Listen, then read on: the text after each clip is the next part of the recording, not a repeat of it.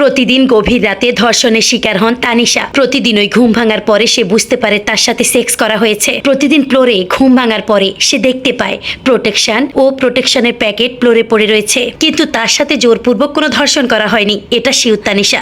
মনে হয় যেন তার ইচ্ছেতেই সে ধর্ষণের শিকার হচ্ছে। জোরপূর্বক ধর্ষণ করলে শরীরে কোনো হাতাহাতি বিষয় লক্ষণীয় থাকতো, কিন্তু তেমনটা হয়নি। প্রতিদিন সকালেই উলঙ্গ হয়ে বিছানায় পড়ে থাকে তানিশা। তার শরীরের সমস্ত জামা কাপড় মেঝেতে পড়ে থাকে, এলোমেলো চুল বিস্তীর্ণ লুটিয়ে থাকে বিছানার উপর। রহস্যের বিষয় এটাই, সে যেভাবে রুম আটকিয়ে ঘুমাতে যায় ঠিক সকালে সেভাবেই সে দেখতে পায় রুম আটকানো আছে। তানিশা বিষয়টা কারোর সাথে কখনো শেয়ার করার সাহস করেনি, তবে তাদের বাড়িতে এমন কেউ নেই যে এমনটা করবে। বাড়িতে তার বৃদ্ধ দাদা আর নিজের আপন ভাই আর একমাত্র পুরুষ, সেটা হচ্ছে গেটের দারোয়ান। কিন্তু চিন্তার বিষয় এটাই, দারোয়ান আঙ্কেলের অনেক বয়স, তাছাড়া বাড়ির মেইন দরজা আটকানো থাকে। পরবর্তী দিনে তানিশা আবার যথাসময় ঘুমিয়ে গেল। আবারও প্রতিদিনের মতোই আজও ধর্ষণের শিকার হয় তানিশা। আজও প্রোটেকশন ফ্লোরে পড়ে আছে, তবে কেন জানি তানিশা অন্যরকম হয়ে যাচ্ছে। কি হয়েছে তানিশা তোর? তানিশার ভাবি বলল, না ভাবি আমার কিচ্ছু হয়নি। তাহলে তোকে এমন দেখাচ্ছে কেন? কিছু না ভাবি, এমনিতেই। তোর কি জানা হয়েছে? আমি বলি কি, তুই কয়েকদিন গ্রামের বাড়ি থেকে ঘুরে আয়, আব্বু আম্মুর সাথে দেখা করে আয়, দেখবি সব কিছু ঠিক হয়ে যাবে। ভাইকে বলো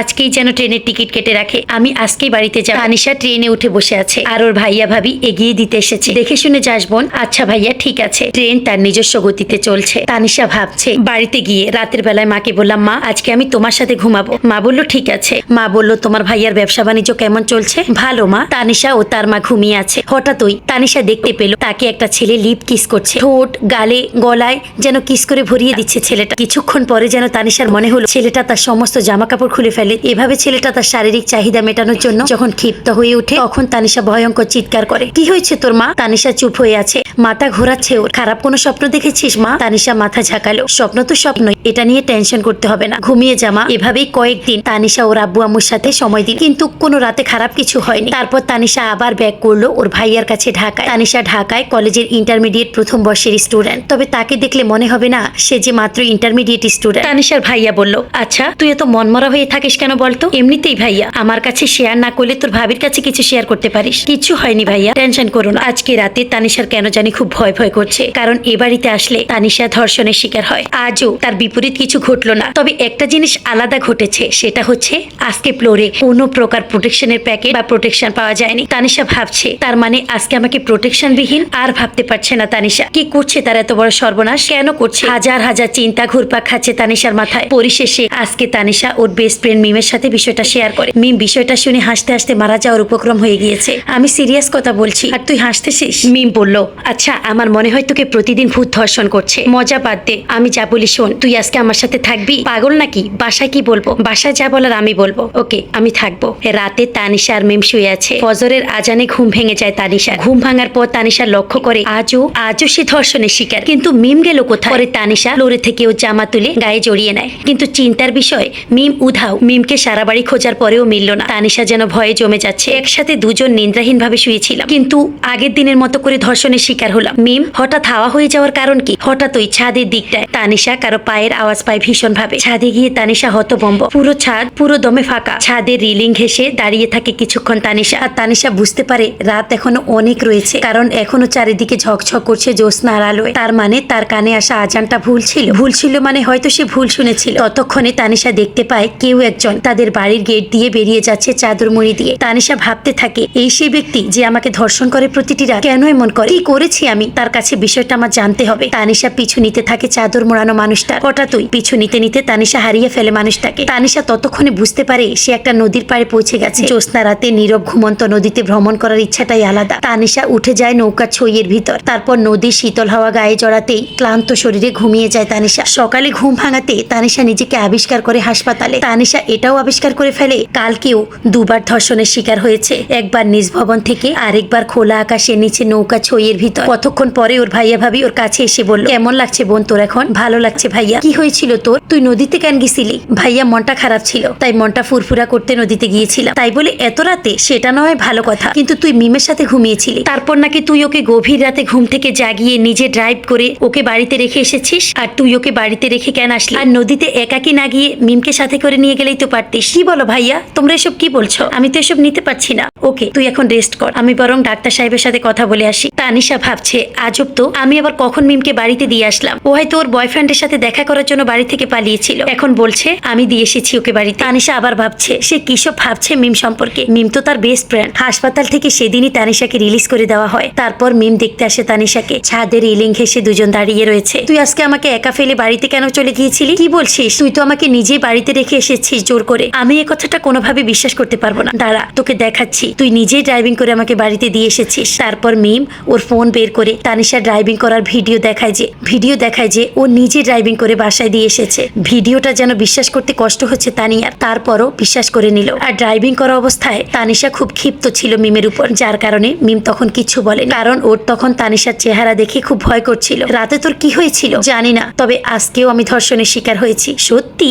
রে, তাও একবার না, দুইবার। কিভাবে? তারপর তানিশা বর্ণনা করলো রাতের কাহিনী। আজকে রাতে তানিশা নিজে ওর রুমে গোপনে সিসিটিভি ক্যামেরা স্থাপন করেছে, যাতে কে তাকে প্রতিদিন রাতে ধর্ষণ করে বিষয়টা জানতে পারে। আজও প্রতিদিনের মতো করে ধর্ষণ হয়েছে তানিশা। যেটুকু সময় ধরে তানিশা ধর্ষণ হয়েছে সেটুকু সময় বাদে সকল কিছু সিসিটিভি ক্যামেরায় বন্দী। আর একটা বিষয়, সেটা হচ্ছে তানিশা নিজে গিয়ে যে সিসিটিভি ক্যামেরা অফ করেছে সেটাও বোঝা যাচ্ছে। তানিশা ভাবছে, ফুটেজে দেখা যাচ্ছে আমি নিজেই ক্যামেরা অফ করে কিছু টাইম পরে অন করলাম, কিন্তু আমি এমনটা কখন করলাম? আর একটা বিষয় লক্ষণীয় যে গভীর রাতে কেউ একজনকে তানিশা নিজেই ফোন করে, সেটা সে তার ডায়াল কল দেখে বুঝতে পেরেছে। সে ঠিক নির্দিষ্ট সময় ফোন করে ওই নাম্বারে। রাতে তানিশা জোর করেই পড়তে বসেছে, ইচ্ছার বিরুদ্ধে অন্তরালে পড়তে বসেছে। শুধু ভাবছে কি করেছি আমি, যার জন্য ওই মানুষটা আমার সাথে এমনটা করছে। তানিশা 10টার দিকে নিদ্রাহীন ভাবে খাটের সাথে হেলান দিয়ে বসে আছে। তানিশা কেন জানি ভেঙে পড়েছে। রোজ রোজ একজন অচেনা মানুষ এসে ধর্ষণ করে যাচ্ছে। তানিশা এটাই বিশ্বাস করছে যে তাকে অচেনা কোনো মানুষ এসে ধর্ষণ করছে, কোনো প্রকার ভূত প্রেত না। কারণ তানিশা জানে যে ভূত প্রেত নামে আসলে কিচ্ছু নেই। তবে আজকে তানিশা গভীর ভয়ে আচ্ছন্ন,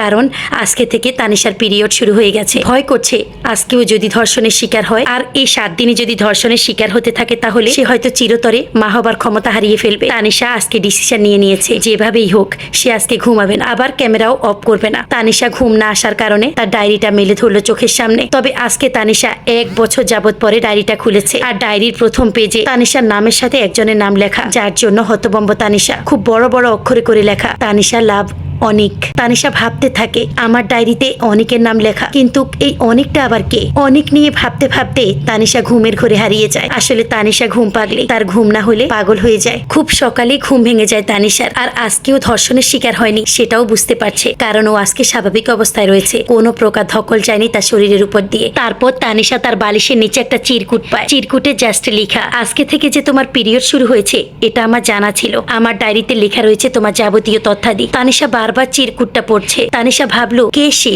যে আমার বিষয়ে সকল কিছু জানে? এভাবেই তানিশা 7 দিন কোনো প্রকার ধর্ষণ থেকে মুক্ত। সে এখন আর কলেজে যায় না, সব সময় গোমরা মুখে বসে থাকে। আজকে কয়েকদিন পর মিম তানিশার সাথে দেখা করতে এসেছে। তানিশা, জানিস আমার এই কয়েকদিন কি হয়েছিল? কি হয়েছিল? আমার ফোনে আসা একটা টেক্সটে আমি এই 7 দিন যাবত হাসপাতালে ছিলাম। তুই হাসপাতালে ছিলি সেটা আগে বলিসনি কেন? আর তোর ফ্যামিলিতে কেউ তো আমাকে কিছু জানায়নি। আসলে আমি মানা করেছিলাম যেন তোকে বিষয়টা জানানো না হয়। কথাটা বলে মিম মাথা হেড করে দাঁড়িয়ে আছে। তোর ফোনে কি এমন টেক্সট এসেছিল যার জন্য তোকে 7 দিন যাবত হাসপাতালে থাকতে হয়েছিল? আসলে তোর ধর্ষণের বিষয়ে আমি মনে করেছিলাম হয়তো এটা তোর মনের ভুল, নয়তো কোনো ভূত প্রেত এমনটা করেছে, কিন্তু আসলে এমনটা না রে, তোকে একজন মানুষই ধর্ষণ করছে, সেটা আমিও জানি। তা তোর ফোনে কি এমন টেক্সট এসেছিল? টেক্সটে ছিল তুই কিসের কারণে সেদিন তানিশার সাথে ছিলি, আর তুই কিসের জন্য তানিশা ধর্ষণের বিষয় বিশ্বাস করছিলি না, আর তানিশা আমার বউ, আর তোর জন্য আমি একটা গিফট পাঠিয়ে দিয়েছি, পার্সেল করে দেখে নিস। এতক্ষণে হয়তো তোর রুমের সামনে গিফটটা রাইখা এসেছে। তারপর আমি গিফট দেখে জ্ঞান হারিয়ে ফেলি। কি ছিল গিফট? বিশাল একটা বক্সে মানুষের রক্ত মাংসের মাথা। কি? হ্যাঁ রে, তবে ওইটা জাস্ট ভয় দেখানোর জন্য পাঠানো হয়েছিল, ওইটা রিয়েল মানুষের মাথা ছিল না। কথাগুলো শুনে তানিশার মাথা ঘুরাতে লাগলো। মাঝে মাঝে তানিশার এখন বমি হওয়া শুরু হয়েছে। ওর পেট যেন মাঝে মাঝে ব্যথা করছে, আর পেটে কে যেন মাঝে মাঝে লাথি মারে। মিমের পরামর্শে তানিশা আর মিম দুজনে হাসপাতালে চেক আপ করতে গেল। তানিশা খুব টেনশনের মধ্যে দিয়ে পার করছে, কারণ যদি রিপোর্ট পজিটিভ হয় তাহলে এই মুখ সে কিভাবে সমাজে দেখাবে? কি পরিচয় মানুষ হবে ও? ওর তো কোনো পিতার পরিচয় নাই, তাহলে কাকে পিতা বলবে? তানিশা যেন কথাগুলো ভাবতেই ঠান্ডা হয়ে যাচ্ছে। টেনশন করিস না, তুই যেমনটা ভাবছিস আশা করি তার বিপরীতটা হবে। কতক্ষণ পরে রিপোর্টটা আসলো। মিম তানিশা দুজনেই হতভম্ব, যেন দুজনের মাথায় আকাশ ভেঙে পড়লো। রিপোর্ট পজিটিভ, টুইন বেবি তানিশার গর্ভে। যদিও তানিশার খুব পছন্দ টুইন বেবি, ওর কামনা ছিল ওর কোনোদিন টুইন বেবি হবে, কিন্তু আজকে তানিশার টুইন বেবির কথা শুনতেই মুখটা মলিন হয়ে উঠে, বিষাদে রূপান্তরিত হয় চেহারা। মুখের দিকে চাওয়া যাচ্ছে না কোনোভাবে, কারণ এই বেবির বাবা নেই, বেবিগুলো অবৈধ সন্তান। দোস্ত কি করবি এখন? তানিশা বলল, জানি না রে, আমি একটা কথা বলি, শুনবি তো আমার কথা? বল। আমি বলি কি, তুই ফিল খেয়ে নে, বাচ্চাগুলো নষ্ট করে ফেল। তুই জানিস এই সন্তানের বাবাকে, আর কার পরিচয় ওরা বড় হবে, কিভাবে মুখ দেখাবি সমাজে? তোর কি মুখ থাকবে যদি সমাজ থেকে আমাকে বিতাড়িত করা হয়? তারপরও আমি এই সন্তান নষ্ট করব না। তানিশা এই কথাটা বলে চুপ করে যায়। মিম বলল, তুই যা পারিস করগা, আমি গেলাম। তানিশারা হাসপাতালে যায় সন্ধ্যা রাত্রি, আর রিপোর্ট পেতে ও সকল কাজে 11টা বেজে যায়। মিম একাকি বাড়ি ফিরছে। তাদের বাড়ির রাস্তা একটু নির্জন। মিম বারবার পেছনে ফিরে তাকাচ্ছে, ওর মন বলছে কেউ একজন ওকে ফলো করছে। হঠাৎই একজন মুখোশধারী মানুষ মিমের সামনে চলে আসে। কে আপনি?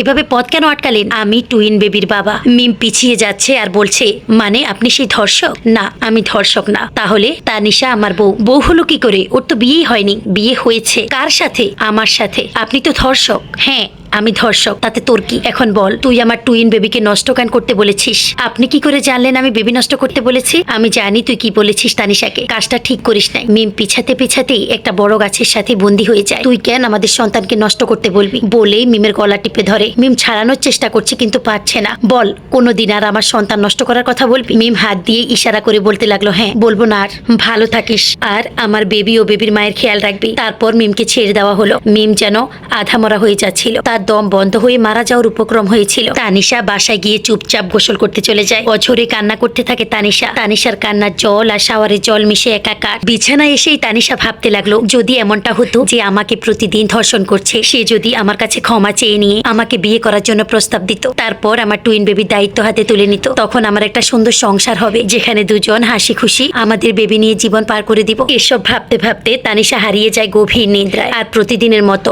আজও ধর্ষণের হাত থেকে রক্ষা পেল না সে। তানিশা ওর রুম গোছাতে গোছাতে বালিশের নিচে একটা চিরকুট পায়। দেখো তানিশা, আমার বেবিগুলো কিন্তু খুব যত্নে আগলে রাখবে, আর আমাদের বেবির যেন কোনো প্রকার কষ্ট না হয়। কষ্ট পেলে কিন্তু তোমায় শেষ করে দিব। আর এখন থেকে তুমি কোনো প্রকার কাজ করবে না, আর আমার বেবিগুলো নষ্ট করার চেষ্টা করলে একদম মেরে দিব। আর হ্যাঁ, তুমি আমাকে টুইন বেবি গিফট করেছো, আর আমার উচিত তোমাকে কিছু একটা গিফট করা, তাই তোমাকে সামান্য একটা গিফট করলাম। গিফটটা দেখো, তোমার ড্রেসিং টেবিলের উপরে রাখা। তানিশা এইটুকু মাত্র পরে দৌড় দিল ড্রেসিং টেবিলের দিকে, আর সেখানে গিয়ে সে হতভম্ব পুরো। সেখানে রাখা একটা ডায়মন্ডের আংটি আর টুইন বেবিদের নাম সহ একটা বই। তানিশা এবার চিরকুটের বাকিটুকু পড়ছে। কি পছন্দ হয়েছে আমার গিফট? আর বই থেকে সুন্দর সুন্দর নাম রাখবে আমার বেবিদের। আচ্ছা, ভালো থেকো, কালকে আবার আসবে। তানিশা তার ভাই, ভাবি আর ভাতিজি রাইসার সঙ্গে আজকে ঘুরতে যাবে। গাড়িতে উঠে বসেছে সবাই। তানিশার ভাইয়া নিজে ড্রাইভিং করছে, গাড়ি চলছে তার গতিতে। হঠাৎই মিম ফোন করে বসে তানিশাকে ফোন করে মিম ওর সাথে ঘটে যাওয়া রাতের কাহিনী তুলে ধরে ফোনের মাধ্যমে। তানিশা মিমের কথা শুনে হতভম্ব। তানিশা ভাবছে যে তাদের কথাগুলো সেই মানুষটা জানলো কি করে? তারা তো নিরিবিলি হাসপাতালের এক কোণে আলোচনা করছিল। বিষয়টা ভাবছে আর মনমরা হয়ে বসে আছে তানিশা আবার ভাবছে তার সাথে এমনটা কোনো জিন গোষ্ঠী বা পরিগোষ্ঠী করছে না তো? আর ভাবছে এটা কি করে সম্ভব। গাড়িতে বসে তানিশার কোলে তার ভাতিজি রাইসা খেলা করছে। হঠাৎ বলে উঠলো, আচ্ছা আন্টি, তোমার আঙ্কে রাইসা কথাটা শেষ করতে যাবে তার আগেই তানিশার ভাবি রাইসাকে তানিশার কোল থেকে ছোঁ মেরে নিয়ে নিজের কোলে নিয়ে অন্যদিকে মন আকর্ষণ করে ফেলে দেয়। ভাবি, ওকে কথাটা শেষ করতে দিতে তার আগে কেন নিয়ে নিলে আমার কাছ থেকে? আরে ও ইদানিং অনেক পাকা পাকা কথা বলা শিখেছে, তোমাকে কখন কি বলে দিবে? আরে ভাবি, এটা কি ধরনের কথা হলো? আমি ওকে নিজের সন্তানের মতোই ভাবি। তানিশার কেন জানি মনের মধ্যে ওর ভাবির আচরণটা অদ্ভুত ধরনের লাগলো। সে কেন যেন রহস্যের গন্ধ পাচ্ছে বিষয়টার মাঝে। তানিশা ভাবছে বিষয়টা রাইসার থেকে জানতে হবে। তানিশার ভাইয়া একটা রেস্টুরেন্টের সামনে গাড়িটা থামালো সবাই কফি খাওয়ার জন্য। তানিশার কেন জানি এই রেস্টুরেন্টটা খুব বেশি পরিচিত মনে হচ্ছে কতদিন যাবত যেন ওর আসা যাওয়া এই রেস্টুরেন্টে, তাও রাতে। তানিশা আজকে ওর রুমে আরো একটা ক্যামেরা স্থাপন করে, যাতে যে করেই হোক ওই ধর্ষককে চিহ্নিত করতে পারে ও। তানিশা আজকে আবার ওর চোখের সামনে ওই ডায়েরিটা খুলে ধরলো। ডায়েরির একটা জায়গায় ওর চোখ আটকে যায়। ডায়েরির এক জায়গায় লেখা ছিল, খুব বেশি ভালোবাসি আমি তোমাকে, কি করে বোঝাই, তোমাকে ছাড়া আমি বাঁচতে পারবো না, একটা মুহূর্ত চলে না তোমাকে কল্পনার জগতে না ভাসিয়ে নিয়ে যেতে। তানিশা খুব করে মিলিয়ে দেখলো কথাগুলো তার নিজের হাতে লেখা। তানিশার লেখা পড়ে যেন নিজের মধ্যে নিজে থাকলো না। তানিশার মনের মধ্যে বারবার উকি দিয়ে যাচ্ছে, এই অনিকেতটা আবার কে, যাকে আমি ভালোবাসি? তানিশা ভাবছে আসলে ডায়েরিটা হয়তো ওর না। হাজারো কথা ভাবতে ভাবতে হারিয়ে যায় তানিশা গভীর ঘুমে। ডায়েরিটা পড়ে থাকে তার হাতের পাশে। সকালে ঘুম থেকে উঠে তানিশা অবাক, সে আজকে কোনো প্রকার ধর্ষণের শিকার হয়নি, কিন্তু সে একটা চিরকুট বালিশের নিচে দেখতে পেল। তানিশা দৌড় দেয় সিসিটিভি ফুটেজ চেক করতে। তানিশা সিসিটিভি ফুটেজে যা দেখলো সেটা দেখার প্রস্তুতি সে ছিল না। ফুটেজে স্পষ্ট দেখতে পাচ্ছে তানিশা কেউ একজন চাদর মুড়ি দিয়ে টেবিলের উপরে বসে কি যেন লিখতেছে। এখানে অদ্ভুত বিষয় এটাই যে চেয়ারে বসা বাদ দিয়ে মানুষটা টেবিলের উপরে বসেছিল, আবার মানুষটা হাত দিয়ে লেখা বাদ দিয়ে পা দিয়ে লিখছে। কতক্ষণ পরে লেখা শেষ করে মানুষটা আস্তে ধীরে ওর দিকে এগিয়ে আসছিল। তারপর ধীরে ধীরে তানিশার দিকে ঝুঁকতে থাকে। প্রথমে তানিশার মুখের উপরে আসা চুলগুলো হাত দিয়ে সরিয়ে দেয়। মুখের উপরে আসা চুলগুলো খুব সযত্নে কানে গুজে রাখে। এরপর চোখে মুখে থুতনিতে গালে আদর জড়াতে থাকে। এভাবে কতক্ষণ পরে মানুষটা কোথায় গেল, কি করলো না করলো সেটা ক্যামেরায় অস্পষ্ট। তবে চিরকুটটা এগিয়ে ধরলো তানিশা নিজের চোখের সামনে। চিরকুটটায় লেখা ছিল তানিশা, তোর কিন্তু খবর আছে। তুই কালকে কিসের জন্য ঠান্ডা কফি খেলি? যদি আমার বাচ্চার কিছু হয়ে যেত তাহলে? আর কালকে রাতে আমি আসবো না, তুমি ওই নদীর ঘাটের দিকে আসবে। খোলা আকাশের নিচে নৌকা ছইয়ের ভিতর আদর করব তোমাকে। আর এখন থেকে খুব আদর করব তোমাকে, কারণ কিছুদিন পরেই তুমি আমাকে টুইন বেবির দর্শন মেলাবে। আর দেখো, তোমার জন্য আচার নিয়ে এসেছি তেঁতুলে, তোমার টেবিলের উপরে রাখা আছে। নিয়মিত টক খাবা আর আমার বেবির যত্ন নিবা। চিরকুটটা হাত থেকে একাকেই পড়ে গেল। তানিশা অপলক দৃষ্টিতে তাকিয়ে রয়েছে হাত থেকে পড়ে যাওয়া চিরকুটটার দিকে। চোখটা ঝাপসা হয়ে আসছে তার, চোখ দিয়ে হালকা করে জল গড়িয়ে পড়ছে। খাটের কোণে ধপাস করে বসে পড়ে তানিশা। হঠাৎ ওই মিম ফোন করে তানিশাকে। মিম তানিশাকে বলল, আজ আয় না কলেজে। তানিশা প্রথমে না করলেও পরে রাজি হয়ে যায়। খাবার টেবিলে রাইসা তানিশাকে উদ্দেশ্য করে বলল, আন্টি তুমি কি আজকে কলেজে যাবে? আমাকে সাথে করে নিয়ে যাবে? আমাকে স্কুলে নামিয়ে দিবে? তানিশা ভাবলো তাহলে তো ভালোই হয়। গতকালকে রাইসা আমাকে কি বলতে চেয়েছিল সেটা রাইসা থেকে যাওয়ার পথে জেনে নেওয়া যাবে। রাইসা বলল, কি আন্টি নেবে না আমাকে? তানিশা বলল, ওকে মামুনি, অবশ্যই তোমাকে যাওয়ার সময় নিয়ে যাবে। রাইসা আর তানিশা পাশাপাশি বসে আছে। তানিশা বলল, পাগলি বুড়ি। জি আন্টি, গতকাল তুমি আমাকে কি বলতে চেয়েছিলে সোনা? কখন আন্টি? ওই যে গতকাল যখন গাড়ি করে আমরা ঘুরতে যাচ্ছিলাম তখন তুমি আমাকে কি যেন বলতে চেয়েছিলে। হঠাৎ ওই তোমার আম্মু তোমাকে আমার কোলে নিয়ে নেয়। ওই কথাটা এখন বলো তো। মনে নেই তো আন্টি? ওকে ঠিক আছে। তারপর তানিশা রাইসাকে স্কুলে নামিয়ে দিয়ে কলেজে চলে যায়। আর এদিকে তানিশার ভাবি তানিশার ঘর গোছাতে ব্যস্ত হয়ে ওঠে। হঠাৎ ওই বিছানার নিচে একটা জিনিসে চোখ আটকে যায় তার। আসলে জিনিসটা ছিল তানিশার টুইন বেবি রিপোর্ট। রিপোর্টটা হাতে জড়িয়ে নিয়ে তানিশার ভাবি তানিশার ভাইয়ের সামনে দাঁড়িয়ে আছে। তানিশার ভাইয়া বলল, কি হয়েছে? কিছু বলবে না? মানে কি হয়েছে বলো? কিছু খারাপ ভাববে না তো আবার? আরে পাগলি বলো, যদি উল্টাপাল্টা কিছু করে বসো। তখনই তানিশার ভাবি তানিশার ভাইয়ের দিকে এগিয়ে দিল রিপোর্টটা দেখে তানিশার ভাইয়া বসা থেকে দাঁড়িয়ে গেল। তানিশার ভাবি বলল, এখনো এসবের কি দরকার ছিল? জানি না তো, কিছুদিন পরে হলে কি এমন হতো? সেদিন বাড়ি থেকে ওরা বের হবে আর কেনই বা? কথাটা শেষ না করেই কান্না করতে করতে তানিশার ভাইয়া বাড়ি থেকে বেরিয়ে যায়। তানিশা মিমের সাথে কথা বলে যাচ্ছে কলেজে গিয়ে অবিরাম, কিন্তু হঠাৎই তানিশা মাথা ঘুরে পড়ে যায়। তখন মিম নিজে এসে তানিশাকে বাসায় দিয়ে যায়। তানিশা ভাবছে বাচ্চাগুলো নষ্ট করে ফেলবে, নয়তো সে নিজে আত্মহত্যা করবে। তার আর এসব ভালো লাগছে না। আজকে কেন জানি এসব ভাবছে তানিশা। রাতে তানিশা ভাবছে, আমি কি যাবো আজকে রাতে ঘাটে? এসব ভাবতে ভাবতে তানিশা ঘুমের দেশে হারিয়ে যায়। গভীর রাতে তানিশার ঘুম ভেঙে যায়। ঘুম ভেঙে যাওয়ার পরে তানিশা ওর ফোনের দিকে দৃষ্টি দেখলো। ওর ফোনে একটা SMS এসেছে। SMS-টা ছিল এরকম, আমি কিন্তু বসে আছি ঘাটে তোমার অপেক্ষায়, আমার বিশ্বাস তুমি এখানে আসবে। ভাবতে ভাবতে বেরিয়ে গেল বাড়ি থেকে। আজও রাস্তায় কোনো মানুষ নেই। তানিশা আস্তে আস্তে রাস্তার এক পাশ দিয়ে হাঁটতে থাকে। ঘাটে গিয়ে তানিশা আশ্চর্য হয়ে যায়, অমন সারপ্রাইজ কোনো দিন হয়নি। বালুকণা উপরে জ্বলন্ত মোমবাতি দিয়ে সজ্জাকরণ করা হয়েছে। মোমবাতিগুলো দিয়ে অনেক সুন্দর করে লেখা হয়েছে, হ্যাপি বার্থডে তানিশা। ওর নিজের চোখে নিজে বিশ্বাস করতে পারছে না। মোমবাতির চারপাশটায় ঘুরিয়ে ঘুরিয়ে দেখছিল। হঠাৎই একটা বাক্সের দিকে নজর টানে। তানিশা বাক্সটা হাতে তুলে নিয়ে দেখলো বাক্সের মধ্যে একটা চিরকুটটায় লেখা ছিল, কি জান, কেমন সারপ্রাইজ দিলাম। এখন সামনের দিকে আগাতে থাকো। সামনে মানে দেখো একটা ঘর রয়েছে, আগাতে থাকো ঘরটার দিকে। তানিশা চিরকুটটা ফেলে দিয়ে আগাতে থাকে সামনের দিকে। তানিশা ঘরটার সামনে গিয়ে আবার হতভম্ব। ঘরটা কেমন জানি অদ্ভুত, মনে হচ্ছে ঘরটা রূপোর প্রলেপ দিয়ে সাজানো। সমস্ত ঘরটায় যেন রূপা প্রলেপ দিয়ে বিস্তৃত। ঘরটা আলো দিয়ে সাজানো। ঘরটার গেটে একটা চিরকুট লাগানো। চিরকুটটা লেখা ছিল, আমি জানতাম আমার কলিজ এখানে আসবে। চিরকুটটা গেটের দেয়াল থেকে তুলে নাও, এর নিচে একটা চাবি দেখতে পাবে। তানিশা চিরকুটটা দেয়াল থেকে তুলে নিয়ে দেখলো একটা চাবি। চাবির সাথে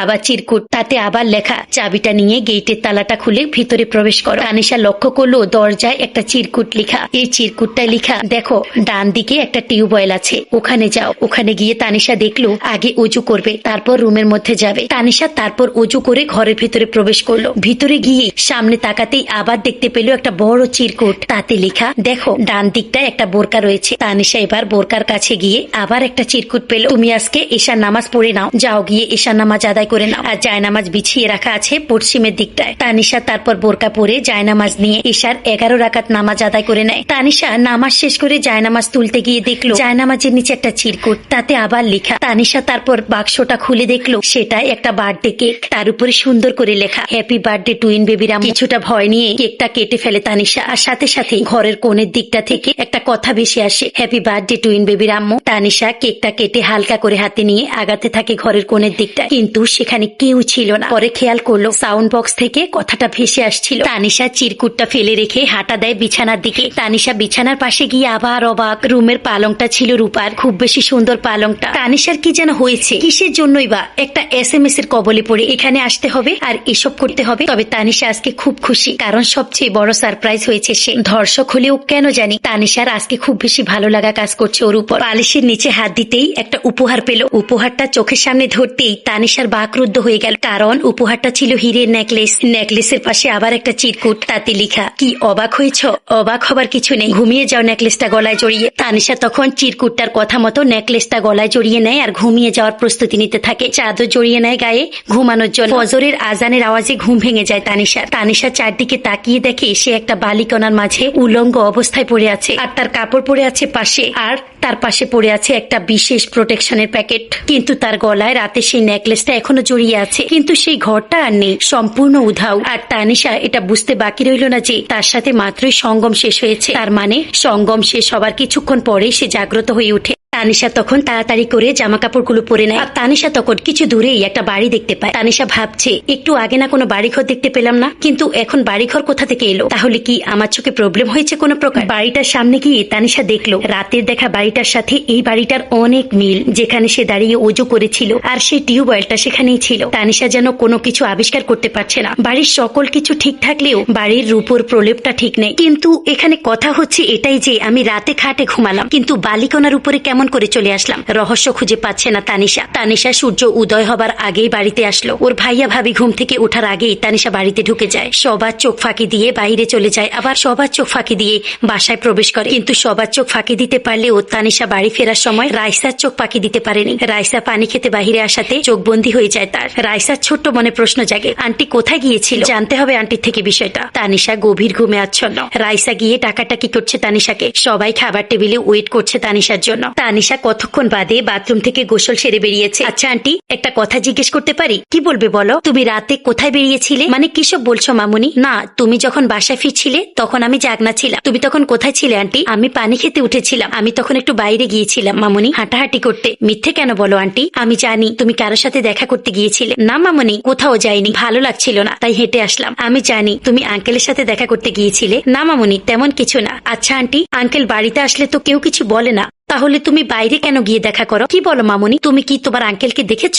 তখনই তানিশার ভাবি বলল, তানিশা, রাইসা কোথায় তোমরা? তাড়াতাড়ি খেতে আসো। রাইসা দৌড়ে ওর আম্মুর কাছে চলে যায়। খাবার টেবিলে ছোট্ট রাইসা বলল, বাবা জানো, আন্টি প্রতিদিন রাতে আঙ্কেলের সঙ্গে দেখা করতে যায়, সেজন্য রাতে দেরিতে ঘুমায় আর সকালে উঠতেও দেরি হয়। তানিশার ভাইয়া বলল, তানিশা, রাইসা কি কথাটা ঠিক বলছে? না ভাইয়া, পিছিটা কি দিয়ে কি বলছে? তখনই তানিশার ভাইয়া বলল, তানিশা বেশি বাড়াবাড়ি হয়ে যাচ্ছে, কিন্তু বিষয়টা মোটেও ভালো না। উঠে চলে যায় তানিশার ভাইয়া। রাইসা আর তানিশা পাশাপাশি বসে রিকশায় যাচ্ছে। তানিশা কলেজে যাচ্ছে আর রাইসা স্কুলে যাচ্ছে। রাইসা, তুমি কেন বলে দিলে কথাটা তোমার বাবাকে? না বলার কি আছে আন্টি? ভাইয়া যদি কোনোভাবে আমাকে খারাপ ভাবে? খারাপ ভাবে কেন? আর আন্টি, আমার খেলার সাথীরা কবে আসবে? খেলার সাথী মানে? মানে তোমার টুইন বেবি। টুইন বেবি মানে কিসব বলছো মামুনি? আসলে আন্টি, আব্বু আম্মু আলোচনা করেছিল তোমার নাকি টুইন বেবি গর্বে। সেই আলোচনা সাপেক্ষে আমি কিছু কথা জেনে যাই, চুরি করে শুনতে পাই তোমার বিষয়ে। কি বলছো এসব? ভাইয়া ভাবি জানলো কি করে? তোমার ওই সব রিপোর্ট নাকি দেখে নিয়েছে আম্মু। দেখলো কি করে? আমি তো রিপোর্ট পুড়িয়ে ফেলেছিলাম সেদিন বাসায় এসে। তাহলে ভাইয়া ভাবি রিপোর্টটা কি করে পেলো? ঠিক করে মনে করে দেখো রিপোর্টটা কি করেছিলে। আমি নিজে পুড়ে ফেলেছিলাম, আবার সেটা ছবিও তুলে রেখেছিলাম। তখন তানিশা ফোন বের করে রিপোর্টটা পুড়িয়ে ফেলার ছবি দেখালো রাইসাকে। আন্টি, আমি আজকেও দেখলাম তোমার এই রিপোর্ট ঘাটাঘাটি করছে আব্বু আম্মু। তানিশার মাথায় কোনো কিছুই যাচ্ছে না। রাতে তানিশার ফোনে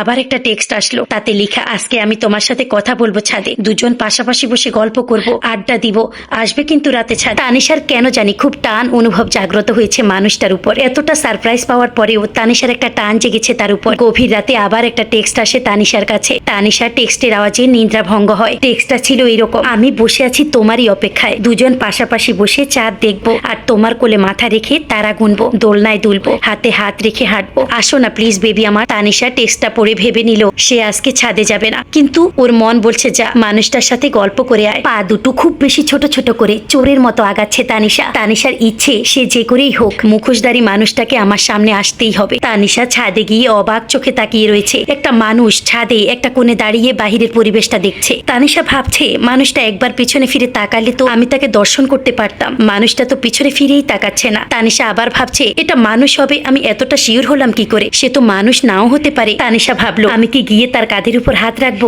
যদি গিয়ে হাত রাখি সাথে সাথে যদি এই 5 তলা থেকে আমাকে ফেলে দেয় তাহলে তো আমি নিশ্চিত মরে যাব। এখান থেকেই কথা বলা যেতে পারে। তানিশা কথা বলতে যাবে, তার আগেই একটা কথা ভেসে আসলো। কি জান পাখি, বিরক্ত হয়েছ? কেন বিরক্ত হব? কি যেন ভাবছিলে আমার সম্পর্কে, তাই ভাবলাম হয়তো বিরক্ত হয়েছ। না না, তেমন কিছু না, কিন্তু আপনি জানলেন কি করে আমি আপনার কথা ভাবছিলাম? সাধারণ লজিক, আমি এখানে তোমাকে দেখেছি, আমি আবার এখানে দাঁড়িয়ে আছি কিন্তু কোনো প্রকার কথা বলছি না, তাই এখানে আমার কথা না ভাবার তো কোনো কারণ নেই। আমার একটা প্রশ্ন ছিল, আপনি বলুন আগে আপনি কে? কেন আমাকে এখানে ডেকে নিয়েছেন? কেন আমার সাথে এমনটা করছেন? আমি তোমার হাজব্যান্ড, আর এখানে ডেকে নিয়েছি আমার জানের সাথে কথা বলবো বলে। আচ্ছা তানিশা, তোমার মনে আছে আমাদের প্রথম কবে দেখা হয়েছে? না তো, আমাদের প্রথম দেখা হয় রাস্তায়, আমি গাড়ি নিয়ে আর তুমি হেঁটে। মনে পড়ছে না তোমার? রাস্তার মাঝ দিয়ে সেদিনের সেই প্রথম দেখার কাহিনী। তানিশা মাঝ রাস্তা দিয়ে হাঁটছে, কানে হেডফোন লাগিয়ে। চারপাশে কি হচ্ছে, কোথায় দিয়ে হাঁটছে এসবের খেয়াল নেই তানিশা। তানিশা রাস্তার মাঝ দিয়ে হাঁটায় গাড়ি চলাচল বন্ধ হয়ে যায়। তানিশার পিছন থেকে হর্ন পাচ্ছে কিন্তু তানিশা বুঝতেই পারছে না। হঠাৎ একজন গাড়ি ব্রেক করে তানিশার সামনে চলে আসলো। এই যে, আপনি কি কালা না কানা? কানে শুনতে পান না, চোখে দেখতে পান না? চারিদিকে তাকিয়ে দেখেন তো আপনার জন্য কত জ্যাম বেঁধে গেছে। তানিশা ছেলেটার কলা ধরে বলল, ওই আপনার কি দেখে মনে হলো যে আমি কানা বা কালা? ছেলেটা বলল, এত হর্ন দিচ্ছি কানে যায় না? মাঝ রাস্তা বরাবর হাঁটছেন আর দেখেন তো আপনার জন্য কতটা পরিমাণ জ্যাম বেঁধে আছে। তানিশা চারিদিকে তাকিয়ে দেখলো আসলেই প্রচুর জ্যাম বেঁধে গেছে। তানিশা কিছুটা লজ্জিত হলো কিন্তু ছেলেটাকে বুঝতে দিল না। ছেলেটার শার্টের কলা ছেড়ে দিল। সবকিছু স্বাভাবিক মনে করে ছেলেটাকে তানিশা বলল, জ্যাম বেঁধে গেছে তো আমি কি করব? আমি কি রাস্তা দিয়ে যেতে পারবো না? তাই বলে রাস্তার মাঝখান দিয়ে হাঁটবেন? তানিশা কিছুটা ভয় পেয়ে গেল। আসলে ভুলটা তো তারই হয়েছে। আচ্ছা ভাইয়া সরি, আসলে কি জানেন আমি আসলে বুঝতে পারিনি আমি যে মাঝ রাস্তা দিয়ে হাঁটছি। এক কথায় দু কথায় দুজনের মাঝে প্রচুর ঝগড়া হতে লাগলো। এক পর্যায়ে থানার লোকাল পুলিশ চলে আসে। একজন অফিসার বলতে লাগলো, কি হয়েছে এখানে, আপনারা ঝগড়া করছেন কেন? তানিশা যেন ভয়ে কাঁপছে কিন্তু ছেলেটা বলল, আসলে স্যার আমরা স্বামী স্ত্রী।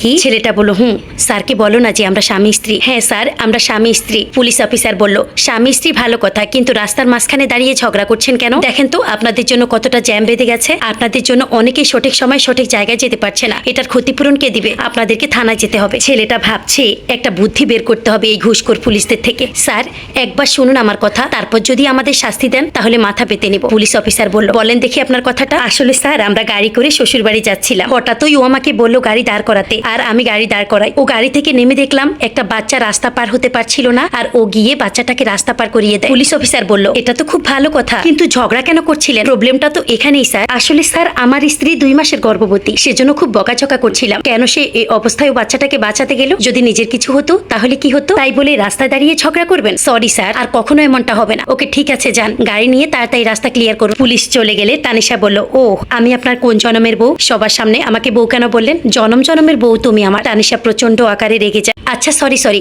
আপনাকে কোথায় নামিয়ে দিতে হবে বলুন? আমাকে সামনে নামিয়ে দিলেই হবে। তারপর তানিশা তাদের বাসার ঠিকানা দেয় এবং ছেলেটা গিয়ে তাদের বাসার সামনে নামিয়ে দিয়ে আসে। গাড়ি থেকে নেমে যাওয়ার পরে একবারের জন্য তানিশা বাই বলল না, একবার থ্যাঙ্কস দিল। এটা হলো প্রথম দিনের কাহিনী। কাহিনীটা এতক্ষণ উপস্থাপন করলো বাহিরমুখী হয়ে দাঁড়িয়ে থাকা মানুষটা, আর তানিশা কথাগুলো বিভোর হয়ে শুনছিল। কি হলো জান, মনে পড়ছে কথাগুলো? তানিশা বলল, না তো, আমার কিচ্ছু মনে নেই। কথাটা শেষ করতেই তানিশা নিচের দিকে চেয়ে দেখলো আসলে সে যার সাথে এতক্ষণ কথা বলছে, এতটা গল্প শুনছে, সে আসলে মানুষ না। কারণ মানুষের পা মাটিতে থাকে কিন্তু এর পা মাটি থেকে উপরে। তানিশা ভয়ে কাঁপতে থাকে। পিছনে ফিরে আবার সামনে তাকাতেই তানিশা দেখলো এতক্ষণ যেটার সাথে কথা বলছে সেটা মুহূর্তের মধ্যেই উধাও। তানিশা কাঁদতে কাঁদতে উচ্চস্বরে বলতে লাগলো, আপনি কোথায়? আমি আপনার কথা মতো ছাদে এসেছি, আপনি কোথায়? একসাথে রাতের আকাশ দেখবেন না? আর কে আপনি? আমাকে কেন দেখা দিচ্ছেন না? হঠাৎ তানিশা অনুভব করতে পারলো পিছন থেকে কেউ তাকে ডাকছে। তানিশার কানে ভেসে আসলো আবেগী কণ্ঠে বলছে, জানু তুমি কাঁদছো কেন? আমি চলে যাইনি। এদিকে ছাদের দরজা ধপাস ধপাস আওয়াজ করছে। তানিশাকে আবার কে যেন বলছে, ভয় পেও না, আমি তোমার পাশেই আছি। সেখান থেকে তানিশা দৌড়ে এসে ছাদ থেকে নেমে যাবে। তানিশা দেখলো ভাতিজি রাইসার রুমে আলো জ্বলছে, অথচ রাইসা নেই। এদিকে বাথরুমের কল থেকে পানি টপ টপ করে পড়ছে এবং ভেতরে লাইট জ্বলছে। তানিশা বাথরুমের দরজা আস্তে করে খুলতেই দেখলো রাইসা ভিতরে নেই। এবার তানিশা নিজের ঘরে গেল পানির কল বন্ধ করে। গিয়ে দেখে রাইসা বসে আছে তার রুমে। রাইসা বলল, আন্টি তুমি কোথায় গিয়েছিলে? আঙ্কেলের সাথে দেখা করতে? আঙ্কেল তোমার জন্য এখানে এসেছিল, তুমি তো আঙ্কেলের সাথে বের হলে। আমি এত করে ডাকলাম শুনলেই না। তানিশা অবাক হয়ে বলল, কখন? এই তো একটু আগে আমি পানি খেতে উঠেছিলাম তখন দেখেছি। তানিশা ভাবতে লাগছে কি হচ্ছে ওর সাথে। কে এই লোকটি? আমাকে দিনের পর দিন এমনটা করছে। এই লোকটি আমার সাথে কেন এমন করছে? আমি কি অপরাধ করেছি? রাইসা দেখতে পাচ্ছে অথচ আমি আমি দেখতে পাচ্ছি না। রাইসা বলল, আন্টি আঙ্কেল কি চলে গেছে? আমার খেলার সাথীরা কবে আসবে? তানিশা কিছু না বলে বলল, মামুনি চলো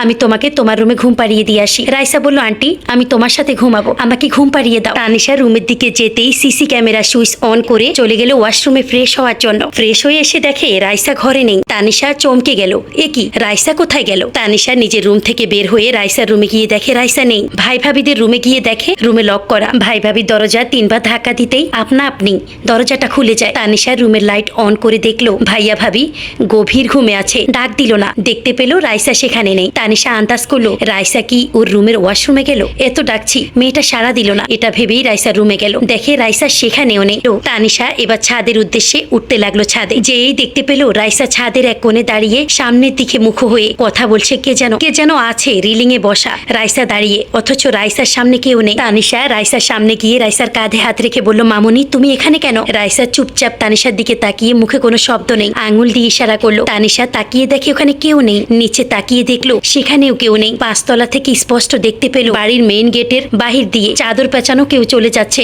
ল্যাম্প পোস্টের আলোর জন্য মুখটা দেখা যাচ্ছে না, চাদর দিয়ে মোড়ানো। তানিশা এবারও ভাবছে এই লোকটা তাহলে টুইন বেবির বাবা। রাইসার রুমের রাইসার দরজার পাশেই রাইসা দাঁড়ানো ছিল। তানিশা একটু রাগী চোখে বলল, রাইসা মামুনি এত রাতে কে যেতে বলেছে তোমাকে ছাদে? রাইসা মাথা নিচু করে কিচ্ছু বলল না। তানিশা 2-3বার প্রশ্ন করে আর প্রশ্ন করলো না। রাইসা চুপচাপ কথা না বলে, মাথা নাড়িয়ে না বলে আলতো করে তানিশাকে ধাক্কা দিয়ে ওর রুমের দরজাটা আটকিয়ে দিল। তানিশার কেমন যেন ভিতর থেকে খারাপ লাগছে, বমি হবে এমন হচ্ছে। দৌড়ে গেল বেসিন। তানিশা এবার ওর রুমে গেল, টাওয়াল নিয়ে ভেজা মুখ মুছতে মুছতে লক্ষ্য করলো আবারও একটা চিরকুট। সেখানে লেখা ছিল, ফ্রেশ হয়ে এসেছো জানো, এবার টাওয়াল দিয়ে মুখ হাত মুছে ঘুম দাও। অজু করে না থাকলে অজু করে ফজরের নামাজ পড়ে নিও। তানিশা খেয়াল করলো Tanisha CC camera switch on করে ওয়াশরুমে গিয়েছে। সিসিটিভি ফুটেজ চেক করতে গিয়ে তানিশা যা দেখলো তা দেখার জন্য সে মোটেও প্রস্তুত ছিল না। সে দেখলো তানিশার জানালার পাশে রাইসা কি যেন দেখছে। রাইসাকে ভেদ করে সাদা কি যেন একটা আসলো, রাইসার সাথে কথা বললো এবং টেবিলে এসে লিখছে। লেখা শেষে রাইসাকে নিয়ে রুম থেকে বের হয়ে গেল। তানিশা সিসিটিভি ফুটেজ দেখে ফিরে এসে চিরকুটের লেখাগুলো আবার পড়লো। আজ চলে যাচ্ছি, রাইসাকে নিয়ে ঘুমিও। ও ভুলে যাবে ওর টুইন খেলার সাথীকে। আজকের পর থেকে আর জিজ্ঞেস করবে না তোমাকে। ইতি অনেকে। তানিশা বিছানা গুছিয়ে শুয়ে পড়লো আর সেই অদ্ভুত লোকটির কথাগুলো ভাবতে লাগলো। হঠাৎ তার মনে পড়ে তানিশার একটা বড় দুর্ঘটনা ঘটেছিল। রিক্সা করে তানিশা কলেজে যাচ্ছিল আর হঠাৎ করেই তানিশার রিক্সার পেছন থেকে একটা বাস ধাক্কা মারে। এতে তানিশা ছিটকে গিয়ে রাস্তার বাঁদিকে পড়ে যায়। মাথায় অনেক আঘাত পাওয়ার কারণে তানিশার সাথে সাথেই জ্ঞান হারিয়ে ফেলে। তারপর তাকে দ্রুত পার্শ্ববর্তী হাসপাতালে ভর্তি করানো হয়। তানিশার প্রচুর পরিমাণে রক্তক্ষরণ হয়। তারপর তানিশা আল্লাহর অশেষ দোয়ায়, আল্লাহর অশেষ রহমতে বেঁচে যায়। কিন্তু তানিশা আগের সব স্মৃতি হারিয়ে ফেলে। আর এই দুর্ঘটনা ঘটে ছেলেটির সাথে যেদিন রাস্তায় প্রথম দেখা হয়েছিল ঠিক তার পরের দিন। তানিশার স্মৃতিশক্তি চলে যাওয়া, সে আগের ঘটনাগুলো ভুলে যায়। আর সেদিন আরো একটা ঘটনা ঘটেছিল। তানিশাকে ছেলেটি বাড়িতে নামিয়ে দেওয়ার পর সে নিজের বাড়ির দিকে যাচ্ছিল। গাড়ির গতি একটু বেশি ছিল। কিছুটা পথ যাওয়ার পর ছেলেটা একটা ট্রাকের সাথে দুর্ঘটনা ঘটে। ছেলেটি সেদিনই মারা যায়, কিন্তু তানিশা এই খবর পায় না। আর পরের দিন আবার তানিশার দুর্ঘটনা ঘটে। এরপর তানিশা আর ছেলেটির খবর জানতেই পারে না। এরপর তানিশা ধীরে ধীরে সুস্থ হতে থাকে। তানিশা যখন পুরোপুরি সুস্থ তখন তাকে ডাক্তার বাড়িতে নিয়ে যাওয়ার পরামর্শ দেয়। তানিশাকে বাড়িতে নিয়ে আসার পর কিছুদিন ভালোই ছিল তানিশা। এভাবে চলতে চলতে তানিশা দেখলো হঠাৎ করে একদিন রাতে তার সাথে কেউ সেক্স করছে। খুব ভালো করে বুঝতে পারে তানিশা, আর প্রোটেকশনের প্যাকেট আর প্রোটেকশন সহ ফ্লোরে পড়ে আছে। আর এভাবে প্রতিদিন রাতে তার সঙ্গে সঙ্গম করা হয়। কিন্তু মূল কাহিনী সেটা নয়। আসলে মানুষের সাথে একটা আত্মা কখনোই সঙ্গম করতে পারে না, তবে মানুষের মনের ভাব পরিবর্তন করতে পারে। তানিশার সাথেও এমনটাই ঘটেছিল। তানিশা নিজেই তার জামা কাপড় শরীর থেকে আলাদা করে, প্রোটেকশনও নিজেই কিনে নিয়ে আসে। যা কিছু ঘটে তানিশার দ্বারাই ঘটে। কিন্তু তখন তানিশা বোঝে না সে কি করতেছে। আবার সঙ্গম কার্যক্রম শেষ হলে তানিশা আবার নিজের অবস্থায় ফিরে যায়। আর তানিশা বাস্তবতার সাথে যুদ্ধ করতে থাকে। আসলে এইসব কিছুর পেছনে সেই ছেলেটেরই আত্মার প্রধান কারণ। তানিশা যে গর্ভবতী তার এই ধারণাটা ছিল ভুল, আর এর ফলাফল যে পজিটিভ এটাও ভুল। কারণ এইসবের পেছনে ছেলেটেরই আত্মা রয়েছে। আপনারা ভাবতেছেন তাহলে মেসেজগুলো কই থেকে আসে? আসলে তানিশা দেখতে পারে মেসেজ, কিন্তু বাস্তবে কোনো মেসেজই নেই। অবশেষে ছেলেটির আত্মা তানিশাকে সব কিছু থেকে মুক্তি দিয়ে চলে যায় সেদিন রাতে। আর তানিশা বাস্তবের দিকে অগ্রসর হয়।